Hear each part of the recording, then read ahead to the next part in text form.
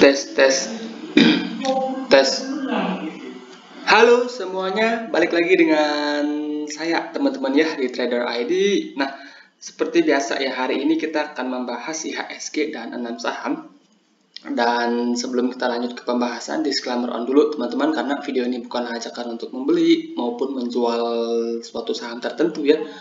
Ini murni adalah analisa saya pribadi, jadi silakan untuk teman-teman analisa ulang kembali, karena nanti untuk keuntungan maupun kerugian itu balik ke resiko masing-masing. Nah, hari ini saya nggak memberikan watchlist ya, karena menurut saya IHSG masih akan cenderung bergerak sideways. Kalaupun rebound, menurut saya reboundnya nggak banyak teman-teman ya. Nah, karena dalam momen seperti ini yang gerak itu biasanya cuma sama saham-saham second liner atau third liner ya, yang dimana saham-saham yang menarik itu udah kita bahas pada hari Jumat dan Kamis yang lalu ya. Kalau buat teman-teman yang belum nonton, bisa track back video saya pada hari Kamis dan Jumat. Nah, ada kabar bagus ya dari segi ekonomi global, di mana Nasdaq, Dow Jones, kemudian Nasdaq, SP 500, kemudian Bitcoin ya, yang majority pada rebound teman-teman. Jadi harapan saya IHSG juga ada potensi rebound, dimana pada perdagangan terakhir IHSG itu ada candle hammer ya. Nah, kalaupun IHSG rebound, menurut saya sih nggak akan bergerak jauh-jauh ya, mentok-mentoknya sampai 7.000 ya, 6.900 inilah, mentok-mentoknya sampai sini aja teman-teman ya, kalau IHSG sampai rebound. Nah, jadi menurut view saya pribadi ya, buat teman-teman yang mau memanfaatkan technical reboundnya IHSG, bisa manfaatkan buy big caps ya, cari 3-4% aja teman-teman ya. Nah, maybe sebulan atau 2 bulan ke depan, view saya IHSG akan cenderung bergerak sideways dulu ya, sideways dulu seperti halnya di sini teman-teman yang sideways. Kemudian akhir tahun view saya IHSG akan kembali bullish, at least bisa nutup gap di 7.200 kalau menurut saya pribadi teman-teman ya. Oke, itu untuk IHSG. Kemudian saham pertama yang akan saya bahas hari ini adalah saham BBNI ya. Kita bahas movernya satu teman-teman, yaitu BBNI. Nah, BBNI sebenarnya dia udah capai target ya, hampir capai target 10.000. Kemudian saat ini BBNI itu sedang berada di dekat support kuatnya di area 8.000 teman-teman. Ini merupakan support yang cukup kuat buat BBNI di area 8.000. Nah, jadi kalau teman-teman mau memanfaatkan technical rebound di BBNI, menurut saya bisa teman-teman. Menurut saya bisa, teman-teman bisa beli di harga sekarang, kemudian take profitnya maybe teman-teman bisa manfaatkan di 8.500, atau kalau bisa lebih bagus teman-teman ya. Nah, tapi karena kondisinya belum bagus, market belum stabil ya, market belum masih bergejolak istilahnya, maka beli sahamnya itu jangan dengan dana gede teman-teman ya.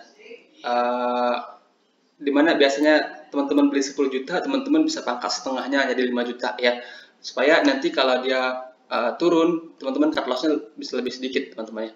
Nah, untuk stop loss-nya teman-teman bisa pasang di bawah 7950. Untuk saat ini 7950 itu merupakan support yang cukup kuat buat BBNI, yaitu jadi teman-teman bisa beli di harga sekarang. Kalau dia turun dulu itu lebih bagus ya. Stop loss-nya teman-teman bisa set di bawah 7950 dengan target profit ke 8.500 sampai 8.600 untuk jangka pendeknya teman-teman ya. Kalau itu sampai jebol juga, maka potensi BBNI bisa kembali ke 9.000-an teman-teman. Jadi so far BBNI buat teman-teman yang memanfaatkan technical rebound-nya, menurut saya ada peluang ya, ada peluang untuk trading jangka pendek untuk saat ini. Kemudian ada Astra International ya. Nah, Astra International ini salah satu saham blue chip yang cukup stabil ya di kala IHSG turunnya dalam ya. Oke, macet lagi teman-teman ya, kita sorry ya. Tunggu dulu sebentar. Nah, sebenarnya di saat seperti ini ya, view saya di saham energi itu cukup menarik ya, seperti batu bara, kemudian minyak-minyakan dan gas itu menurut saya, view saya menarik. Kenapa? Karena perang Ukraina sama Rusia itu masih bergejolak dan saat ini merembet ke negara-negara lain, teman-teman, seperti Finlandia, kemudian ada Swedia juga kayaknya. Jadi ada potensi minyak dan gas itu akan rebound juga, teman-teman ya. Nah, Astra International, kalau Astra ini, kalau teman-teman perhatikan ya, Astra ini turunnya dari 7.500 ke sini itu tipis banget, teman-teman ya. Dibandingkan dengan saham-saham big caps lain, ini bisa dibilang yang paling stabil ya dikala IHSG jeblok. Nah, Astra ini juga menarik ya kalau kita lihat frame kecil. Di sini Astra itu ada potensi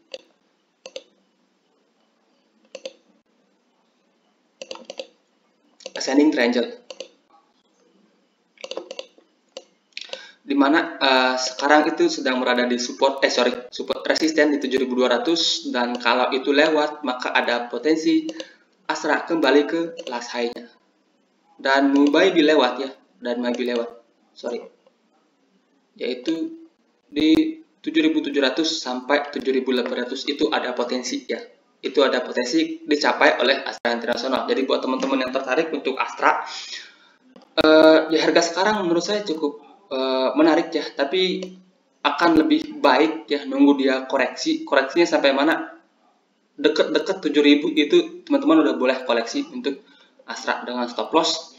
Teman-teman bisa pasang di bawah 6.800 sebagai area stop loss ya buat Astra International. So far menurut saya Astra ini cukup layak buat diperhatikan dan ada peluang Astra ini untuk melanjutkan kenaikan. Karena di kala IHSG anjlok banget ya, saham ini terlihat cukup kuat, teman-teman. Jadi ada potensi menurut saya kalau Astra ini akan pergerakannya akan stabil, teman-teman ya. Oke, itu untuk Astra International. Jadi so far Astra menurut saya oke. Kemudian ada Excel ya, Excel yang candle di perdagangan terakhir itu cukup menarik kalau menurut saya pribadi. Lelah lagi teman-teman ya, saya nggak tahu kenapa ini kok teman-temanan. Sorry teman-teman ya kalau muter-muter terus. Nah, Excel ini menarik, teman-teman ya. Excel ini menarik, dimana pembahasan terakhir kita di di Excel itu fail, teman-teman ya, gagal. Jadi saya sendiri kena trailing stop ya, dimana setengahnya udah saya TP, kemudian setengahnya lagi kena trailing stop. Nah, ini menurut saya sih menarik ya pergerakannya. Ini kita bisa hapus dulu. Excel ya, pada perdagangan terakhir dia itu ada hammer tepat di support, teman-teman, tepat di support. Jadi menurut saya pribadi ini layak ya buat teman-teman perhatikan. Excel ini support saat ini itu ada di sini ya, di range 2.800 sampai 2.870 ya, di range 2.800 sampai 2.780 itu merupakan support saat ini buat Excel. Kalau itu dijebol, teman-teman bisa consider untuk exit di Excel. Menurut saya sih Excel ini ada peluang, teman-teman ya, ada peluang untuk rebound. Nah, harapan saya di sini kan Excel sebenarnya dia ketahan di resisten. Nah, harapan saya ya Excel ini rebound sampai resistennya ini ya, dan mudah-mudahan dia langsung break. Jadi kalau saya pribadi ya, Excel ini saat ini masuk ke watchlist saya ya. Kalau besok kelihatan ada flow lagi, saya akan entry ya. Tapi saya akan entry dengan nada kecil dulu. Kemudian kalau emang pergerakannya sesuai dengan analisa, maka saya akan averaging up di atas nantinya ya. So far sih menurut saya sih dari segi candle ya, candle daily, kemudian dari volume ya cukup oke ya. Menurut saya pribadi cukup oke. Jadi kalau besok ada flow lagi, saya akan entry di Excel lagi, re-entry lagi di Excel. Nah, so far cukup menarik kalau menurut saya pribadi untuk Excel. Candlenya bagus, kemudian volumenya juga lumayan oke. Nah, berikutnya ada saham Lloyd. batu bara view saya itu menarik teman-teman, di mana ITMG kemudian PTBA itu move-nya ya, move-nya itu menarik. Pada perdagangan terakhir itu pergerakannya oke. DOID juga pergerakannya oke teman-teman ya. DOID juga pergerakannya oke. Nah, DOID itu support krusialnya ada di 470 sampai 480, itu support krusial buat DOID teman-teman ya. Dimana kalau itu dijebol maka di sini ada head and shoulders. Nah, so far ya support itu per perdagangan terakhir itu masih dipertahankan oleh DOID teman-teman. Dan di sini kalau nggak salah ini namanya bullish engulfing ya. Kalau nggak salah ya, koreksi jika saya salah. Kalau nggak salah ini ada candle merah, kemudian berikutnya ada candle hijau. Nah, candle hijaunya ini cuma apa namanya? Di dalam body candle merahnya ini. Jadi ini namanya bullish engulfing, di mana ada peluang DOID itu rebound ya, rebound dan hopefully di sini bisa jebol double bottom. Ya, kalau kita perhatikan pattern kecil di sini ada potensi ya, ada potensi DOID itu bentuk pattern double bottom dengan neckline di 570. Kalau itu dijebol maka last high-nya di 650 harusnya bisa kesentuh oleh DOID ya. Jadi so far DOID ini menurut saya pribadi itu cukup menarik buat teman-teman perhatikan.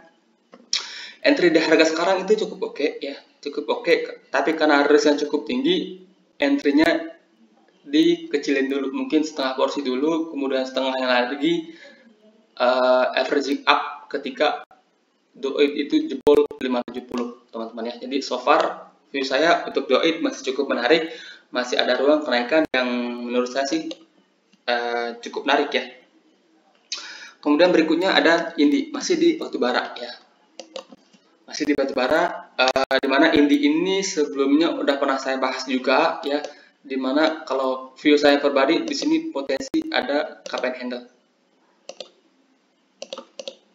dan neckline-nya itu ada di 2870 sampai 2900 dan kalau itu sampai dijebol potensi kenaikannya cukup masif ya, masih ada ruang kenaikan yang cukup menarik kalau DOI itu mampu break dari 2900 bisa ke 3500 or maybe ya 3600. Nah, kalau mau entry dari ke sekarang itu risknya udah cukup tinggi ya. Support terakhir kali saya bahas itu saya sarankan beli di sini ya, di 2500 dengan spare cash lebih sampai 2350. Nah, buat teman-teman yang udah entry di sini setengah porsinya, teman-teman bisa manfaatkan averaging up nanti setengah porsinya lagi ketika DOID itu breakout dari 2900. Nah, buat teman-teman yang baru mau entry, teman-teman bisa entry di harga sekarang setengah porsinya ya, setengah porsinya, kemudian setengahnya lagi teman-teman bisa manfaatkan buy on breakout ya. Kalau dia jebol, teman-teman bisa pasang stop loss under 2340 ya. So far sih menurut saya sih ini masih oke. Laporan keuangan terbarunya juga cukup menarik ya, dari segi harga batu bara juga masih tinggi ya. Kemudian dari perang Ukraina juga yang masih terus melebar kemana-mana, jadi potensi batu bara kemudian minyak dan gas itu kena dampak positif teman-teman ya. Oke, di saat market seperti ini maka saham-saham second liner itu yang menarik. Nah, salah satunya menurut saya yang bisa diperhatikan itu BEPS ya, Berkah Beton Sedaya. Nah, kalau teman-teman perhatikan ya, BEPS ini ya dari awal IPO dia sahamnya terus bergerak naik teman-teman. Sahamnya terus bergerak naik, kemudian dia sempat menyentuh level tertingginya di 7.350 ya. Habis itu dia sempat turun sampai 4.000 lah ya, 3.900-an. Nah, saat ini BEPS itu sedang mencoba break dari 5.300 ya. Nah, dimana kalau view saya pribadi di sini bisa dibilang ini double bottom atau triple bottom ya, double bottom lah, bisa dibilang ini ada potensi double bottom Jadi teman-teman bisa manfaatkan buy on breakout ya ketika BEPS itu break dari 5.300. Kalau BEPS ya mampu break dari 5.300, apalagi volumenya gede ya, teman-teman bisa manfaatkan buy on breakout dengan target kenaikan BEPS maybe bisa ke sekitaran 6.400 sampai 6.500 ya, maybe bisa ke situ. Jadi so far menurut saya BEPS ini masukkan ke watchlist dulu ya, masukkan ke watchlist dulu bersama dengan saham-saham yang udah kita bahas pada hari Kamis dan Jumat kemarin. Kemudian kalau besok teman-teman lihat bid and offer-nya bagus, kemudian ada volume di situ ya, teman-teman bisa lihat time frame kecilnya ada volume, kemudian bid and offer-nya bagus, maka teman-teman bisa manfaatkan buy on breakout ketika BEPS ini break dari 5.300. Nah, kalau dia break tapi teman-teman lihat bid and offer jelek, bidnya terlalu tebal-tebal, kemudian offernya tipis-tipis, maka teman-teman jangan entry teman-teman ya. Dimana kalau bid and offer ya, teman-teman kan lihat bid and offer. Nah, kalau bidnya aja yang tebal-tebal teman-teman ya, offernya tipis-tipis, itu berarti sahamnya akan cenderung bergerak turun ya. Cobalah teman-teman perhatikan saham-saham yang seperti ya, saham-saham Korea yang seperti itu, teman-teman lihat bid and offer-nya, sering-sering lihat bid and offer saham-saham gorengan teman-teman, yang dimana kalau saya pribadi ya ngelihatnya, kalau bidnya tebal-tebal gitu, maka saya akan skip ya, karena ada potensi ya itu bandarnya cuma ngejagain supaya minat retail itu ada ke sana, dan kalau nanti ada minat retailnya udah minat ke saham itu, maka bidnya akan ditarik dan sahamnya akan anjlok. Biasanya seperti itu teman-teman ya, tapi nggak semua saham seperti itu ya. Semoga apa yang saya sampaikan bermanfaat, dan sekali lagi terima kasih banyak buat teman-teman yang udah menyimak video ini, semoga bermanfaat. Selamat malam.